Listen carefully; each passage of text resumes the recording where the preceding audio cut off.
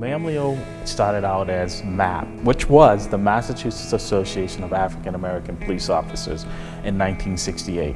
We turned 50 this year. Mamleo, because of our evolving and being inclusive, that our organization did not just represent African American police. So we changed it in 1976 to Mamleo, which is the Massachusetts Association of Minority Law Enforcement Officers, to be inclusive of all.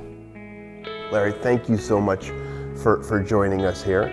Thank you for hosting me in your, as you say, home away from home at Mamleo here in Dorchester. Thanks for having us here. You've been here before, so welcome back. Where do you originally come from? Well, actually, John, I grew up not too far from here. We're here in Dorchester. I grew up in Roxbury, off of Dudley Street. I'm the youngest of 8. My mom was a single mom, a single parent mom. My dad was around, but he wasn't involved. Going to school in South Boston during busing. That meant in the morning, I'd get up early in the morning. We would drive from Roxbury over to Columbia Point, and we'd have to wait for a police escort to drive us into South Boston. We were not allowed to go into that building. And then you pull up and there were state police lined up outside. Inside the building, there are state troopers inside every 8 feet.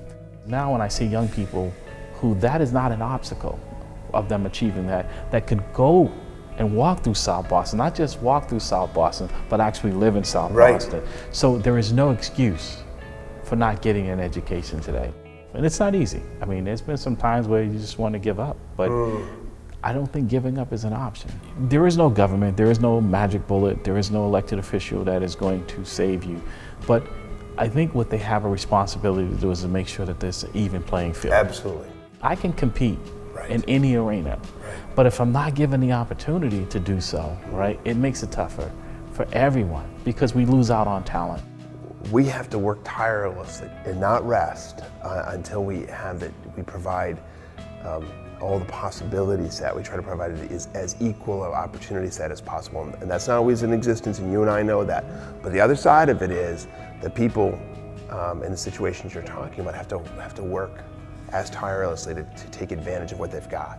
I was able to buy a home. First one in my family to buy a home. First one in your First family. one in my family. And it was I was 19 years old when I bought my first home. Was that 80, no, what year was that? That was in 83. 83, I came on the police department at 19 years old. Wow. I scrimped and saved. I walked to work. I didn't go out and buy a car like my friends did. Wow. Didn't care about the fancy clothes because I was wearing a uniform. And I put my money and I put down because I wanted to get my mom in a better situation. Life, liberty, the pursuit of happiness. But that's not going to, pursuit of happiness is not going to happen because Washington's acting. It's because, families are committed to each other. You're committed to your family. You're committed to your family that's not of your bloodline. Taking care of your neighbors, being committed to your community. Everyone should have the opportunity. Whether they take advantage of it, it's entirely on them. But like I told them, if you open up the door, I'm going to put my foot in there. I'm not looking to cut in line. I'm not looking for anyone to give me, and no one's given me much of what I've gotten, I've earned. I mean, a guy coming from where I came from, small town, not a place where people had great big imaginations, kind of in the middle of nowhere, very working class. And here I am. I get to potentially influence the direction of a country I love so much. And what we have in common is so much greater than what separates us. Yes, your experience growing up in the busing is different than mine coming from a small rural working class. But the values that we share are almost 100% aligned. I think we miss out by not sitting down and listening to each other. Totally agree. Our process of being a community together and figuring out how we're going to govern ourselves has to have as part of it respect and regard for everybody, notwithstanding their political views. And we're going to disagree. That's okay. But if we actually do, as you say, listen to each other, then we could figure out a lot of ways that we can compromise, figure out the best possible solution. As I often say in my campaign, not a Democratic solution, not a Republican solution, but an American solution to all of our problems.